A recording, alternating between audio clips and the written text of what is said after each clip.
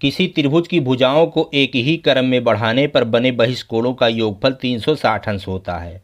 अब हमने माना एक त्रिभुज है ए बी सी।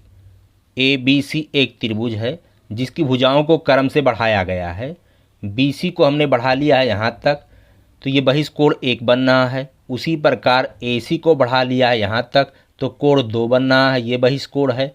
ऐसे ए बी को बढ़ा लिया है यहाँ तक, तो ये बहिष्कोण 3 बन रहा है। हमें सिद्ध करना है कि कोण 1, कोण 2 और कोण 3 इन सबको जोड़ दिया जाए तो 360 अंश होगा।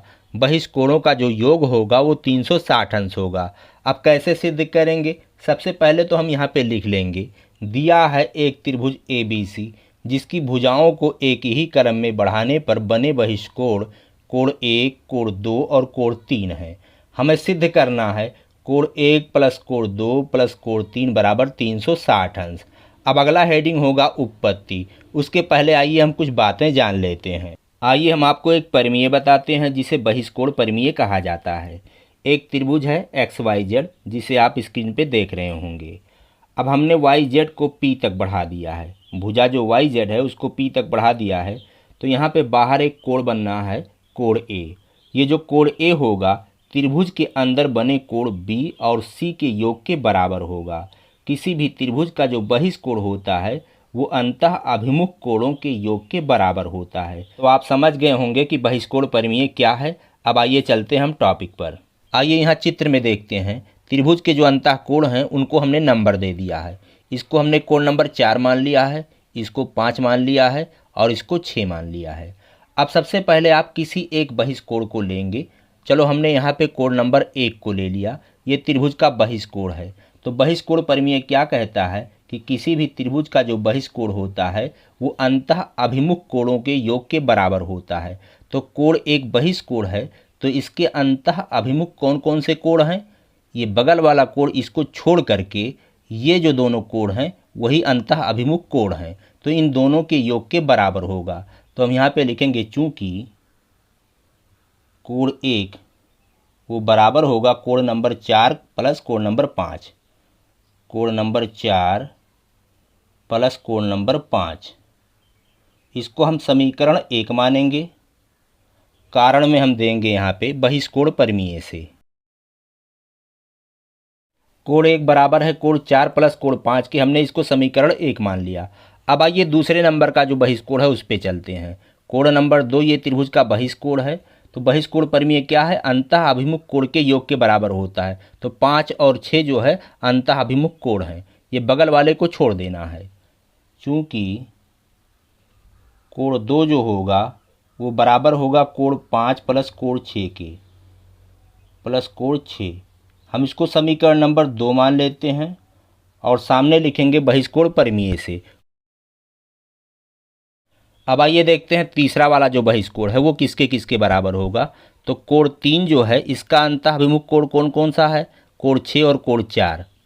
चूंकि कोण 3 वो बराबर है कोण 4 प्लस कोण 6, प्लस कोण 6। इसको हम समीकरण 3 मान लेंगे। और क्यों कोण 3 जो है 4 प्लस 6 के बराबर है, यहाँ पे लिखेंगे बहिष्कोण परिमेय से। अब हम यहाँ पे समीकरण 1, 2 और 3 को जोड़ देंगे। तो यहाँ लिखेंगे समीकरण 1 प्लस समीकरण 2 प्लस समीकरण 3। तो बायां पक्ष बाएं में जुड़ेगा और दायां पक्ष दाएं में जुड़ेगा। तो बाएं पक्ष में है 1, 2 और 3। तो कोण 1 प्लस कोण 2 प्लस कोण 3 और बराबर होगा दायां पक्ष दाएं में जुड़ेगा। तो कोण 4 कोण 5, कोण 4 प्लस कोण 5 है समीकरण 1 में, प्लस समीकरण 2 में कोण 5 और कोण 6 है।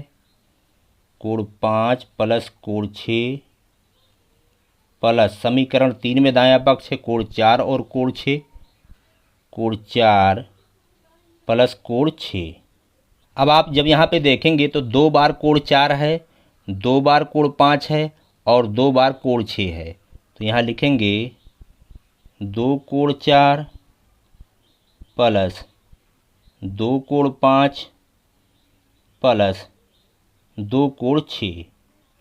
अब हम यहाँ पे 2 कामन ले सकते हैं, तो 2 को कामन ले लेंगे तो क्या बचेगा अंदर ब्रैकेट के, कोण 4 प्लस कोण 5 प्लस कोण 6। अब आप यहाँ चित्र में देखिए, कोण 4 कोण 5 और कोण 6, कोण 4 कोण 5 और कोण 6 त्रिभुज ABC के अंतः कोण हैं, और किसी भी त्रिभुज के अंतः कोणों का जो योग होता है वो 180 अंश होता है। तो इस प्रकार कोण 4 प्लस कोण 5 प्लस कोण 6 इसके जगह पर हम लिख सकते हैं 180 अंश। तो 2 ब्रैकेट हटाएंगे, गुणा का चिन्ह आएगा, यहाँ पे लिख सकते हैं 180 अंश। 180 अंश गुणा करेंगे तो 18 दूना 36 हो गया 360 अंश। और हमें यही सिद्ध करना था कि कोण 1 प्लस कोण 2 प्लस कोण 3 बराबर 360 अंश। इस प्रकार से यह सत्यापित होता है कि किसी भी त्रिभुज की भुजाओं को अगर एक ही क्रम में बढ़ाया जाए तो बढ़ाने पर बने जो बहिष्कोण होते हैं उन सभी का योग 360 अंश होता है।